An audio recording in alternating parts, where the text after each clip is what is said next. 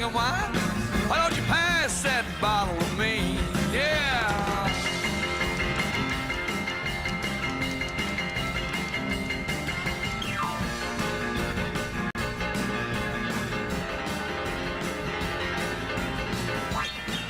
Holy Mac, got me up and moving That's here. the killer. Man alive, I am moving. 8:19 Watchdog Morning Show. A lot of text on the suspension bridge coming in. Get to those coming up a little bit later on, and some more thoughts from me and Bob as well in a bit. But right now, I want to welcome to the program the Democratic Party chair in West Virginia and Kanawha County delegate, our friend Mike Pushkin. Mike, good morning, sir. Good morning. Thanks for having me on. Always good to have you on. I want to really get to the upcoming primary and the candidates that have been fielded, and it's kind of exciting for a change to see some real life coming out of the Democrats. But I got to ask you first, what's happening down there at, in your words, the bad idea factory? You know, let me just put it this way. I thought that maybe this is the year after that disastrous culture war crap last year that the legislature would wise up and change. But man, it looks like there's some people, mainly over in the Senate, I think more than the House, they're trying to dig the hole even deeper. Am I reading that wrong? I think you're absolutely correct. You know, the definition of insanity is doing the same thing over and over and expecting different results. If we keep sending the same people up here, we can expect the same results, and that's not a whole lot gets done up here. And I know that Speaker Hanshaw and the House Republicans came out early and said they were going to have a jobs first opportunity everywhere agenda, but so far they seem to be what I've seen is really focused on this RFK Jr. agenda of having insurance companies pay for vitamin gummies, and I don't know what kind of jobs that'll create unless you're invested in unless you're making vitamin gummies, I guess. Yeah. I think it's good for them. Or there's another one to create this new office where it sounds something straight out of George Orwell. This the Office of Healthy Lifestyles. So when they talk about jobs first, I wasn't aware that they were talking strictly public sector. And creating more government bureaucracy. But I mean, that's what the focus has really been on, that and really bad election bills. I mean, they've one that they're running now in the House to say if absentee ballots won't be counted if they arrive. It doesn't matter when they're postmarked. If they arrive after Election Day. Now, right now, they got Louis DeJoy left the U.S. Postal Service in such a mess that they can't guarantee anything, before 11 days. It is not, as the postman and Mr. Rogers used to say, it is no longer speedy delivery. No. What's a Speedy McFeely would be rolling in his grave right now. Right. I mean, it's a bill to suppress votes, and it's just that's what they're focused on. I've not seen a whole lot of the jobs first opportunity everywhere agenda. So what we need to do is look to this slate of Democratic candidates that the Democratic Party has helped field. And we've got people running all over the state. We have, and not just names on the ballot, we have quality candidates, especially up there in the Northern Panhandle. We have a strong team that we're offering voters in the Northern Panhandle. So they're going to have real choices this spring and real choices in the fall. Somebody asked me yesterday, to what extent in this day and age does the party play a role in getting these candidates to come forward? Once upon a time, and we talked about the smoke-filled back rooms yesterday, that's the way things were done, and I think actually it was a better way of doing things, but that's a different story. But do these candidates just say, I'm going to run, and they just make their announcement and you read it in the newspaper? Or do you yourself and the party have some conversation with these folks before the announcements come out? This has been a recruitment effort that has been in the making for years, not months, but years. And I think that the party plays even more of a role in it now than it did back in the past when our party was in an overwhelming majority. And you'll see the Republican Party didn't do a whole lot of recruiting against Democrats. They recruited against fellow Republicans, but I'll get to that here in a minute. And that's the God's honest truth. but because it's been harder past several cycles, it's been harder to get somebody to step up and run to serve in the minority party. So we had a all hands on deck recruitment effort, and we had a great team reaching all the way down to our county committees. And it started years ago when we started rebuilding the infrastructure of the party by working with our county committees. Now, luckily, we have some very, very strong county committees up in your neck of the woods. They are very well organized. Yep. From Hancock County, Brooke County has a great committee. Ohio County has an excellent committee.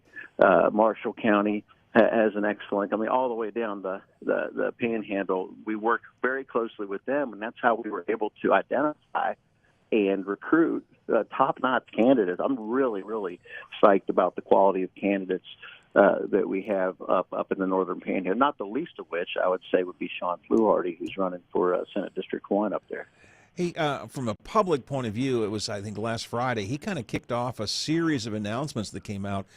Sean, actually on this show Friday morning last week, said he told us, "Say, I want you to know I'm running for the Senate," which was he's been talked about for a long time, but he made that decision. That's great.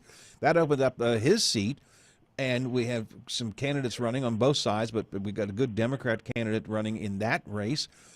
We have a great Democratic candidate running in that. We're going to hold on to that seat.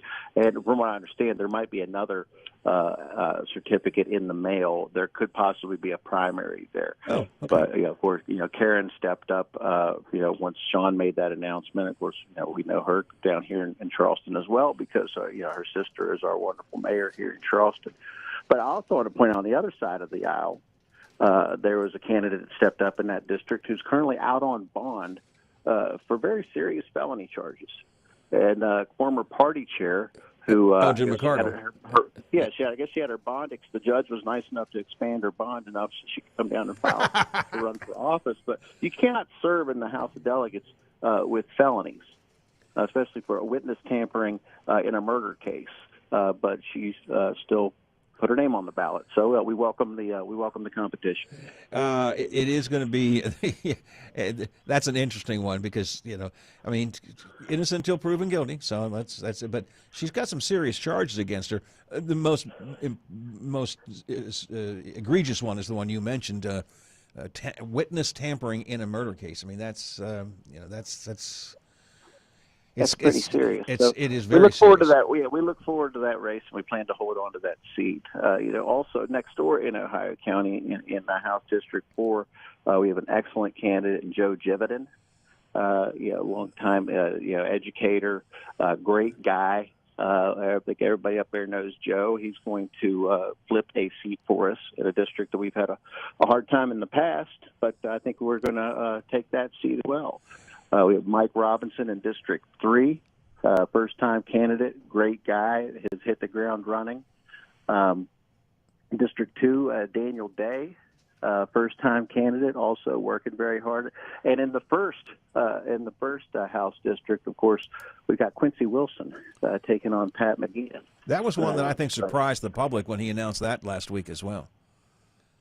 Well, I mean, I was surprised to hear that he had an interest in running, and I was so glad that he's taken an interest in politics because he's always been a great public servant. He's always been very community-minded. Everybody up there knows him. They love him. I mean, he's the hometown hero, standout football player, and went on to a coaching career. He's an educator, and I'm just getting to know him. But, man, what a great guy. I really couldn't be more excited about him running. And I would be remiss if I didn't. I'm going to go ahead and name the rest of the candidates running up there in District 6. Cody Cumston, who's running, a great working class candidate, has real in tune with the folks up there. Very relatable guy, and for another first time candidate, I believe another educator, Sarah Reggie, in District 7. And I hope I don't have those districts mixed up. I still have a hard time keeping the district numbers right anymore since we changed things around. I talked to a lot of people over the last weekend, Democrats, who were just so energized by all of these names coming out.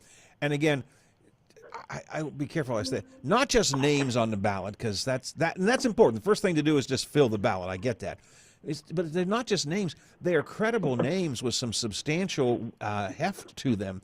I mean, these are candidates that are strong candidates. And again, I sense a lot of excitement among Democrats I talked to over the weekend after many of these names came out, including, we should mention, not just the state legislature, but including Jeff Kessler running for the congressional seat, not congressional seat, the senatorial seat, currently being held by Shelley Moore Capito. Now, there's a big primary on both sides of that, so, but we're not sure. Yeah, who there are 5 Democrats in that primary, but I think if you look at the issue of health care, and Senator Capito didn't just vote for, but was a real champion of this Trump spending bill that has caused tens of thousands of West Virginians' premiums to just go through the roof instantly with the end of the ACA subsidies. So small business owners, entrepreneurs, they're seeing their premiums go from like $300 or $400 a month over $2,000 a month. They're simply no longer going to be insured, which is going to cause everybody's insurance premium, everybody's health care to go up. And then down the road, we're going to see so many West Virginians get kicked off of their health care with these Medicaid cuts. Now, you juxtapose that with the career of Jeff Kessler when he was Senate President, Lieutenant Governor of West Virginia. He was the main person behind West Virginia becoming an expansion state in the first place. I mean, he fought very hard to get almost a third of the state covered. A lot of people are able to see a doctor now because of Jeffrey Kessler. So we were very happy to see him enter. Like I said, it's a 5-way primary, and he got in, I believe it was on the Friday right before the filing deadline. Yeah. But Mike, why are more Democrats, and again, credible Democrats, stepping up this year than have done in years gone by? I know that you've tried to get some folks, and a lot of people have kind of shied away in recent years. It seems like this year, for some reason, folks say this might be the year to make a try at it. Do they sense there might be a turning of the tide a bit here in the state? Well, yeah, we did have a robust recruitment effort, and we mixed in technology with a texting program, with just good old-fashioned ringing people's phones off the hook. And, of course, like I said, we spent years rebuilding our county infrastructure. But really, I mean, the reason it was, you call somebody and they say yes the first time in many cases is because people are genuinely ticked off. They're upset with the way that the state government is no longer working for them when they see a supermajority just intent on spending so much time and wasting so much time on these do-nothing culture war wedge issues that do absolutely nothing for nobody except help unqualified people get reelected. That's the purpose of those bills. When towns like Weirton were under a boil water advisory, and the majority leaders shipping $5 million in water infrastructure money across the river. Ohio. Yeah. And they're just things like that. People are getting very frustrated with this do-nothing legislature down here. And so when people get ticked off, they want to do something about it. You can sit at home and you can wring your hands and you can scream at the TV or the radio, or you can do something about it. And luckily, we've got a bunch of Democrats that want to do something about it. I was doing my usual skimming through social media yesterday, and a couple of I call them earlier this morning, a couple of wackadoo bills over in the Senate. One, to make the Bible the official book of the state. I mean, we've got enough problems with the Aitken Bible bill working its way through the Senate. Make the Bible the official book of the state. Now, it's one of those things that won't go anywhere, I don't think. But still, the fact that somebody's put it out there and it's taking time, you're right. It's to garner some votes somewhere. And then, although I kind of like it only because it goes after Morrissey a little bit, a bill to suggest that only native-born West Virginians ought to be allowed to run for governor. I think that's foolish, but I get where they're coming from with Morrissey. But my point is, I thought this year things would be different, and they're just not. I mean, there's just too much of this culture war stuff still sticking around.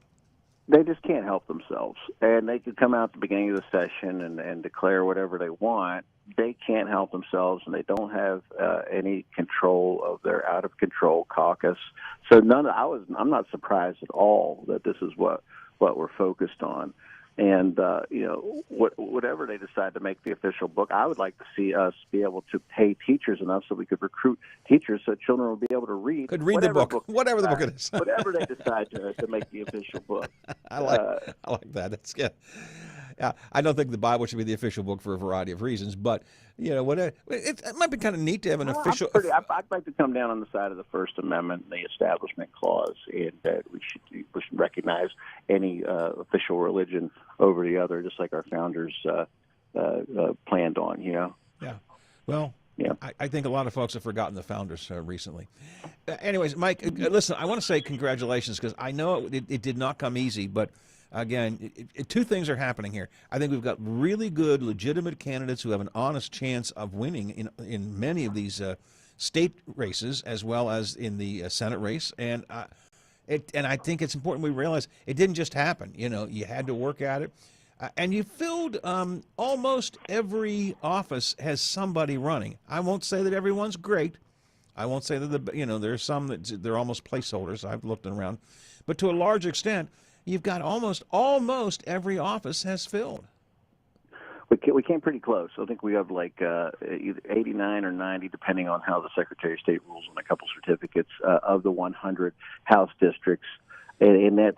We have those filled. We're going to be contesting that many Republicans. Meanwhile, I think 17 of the 19 Senate races, we have, I believe, like 40 some county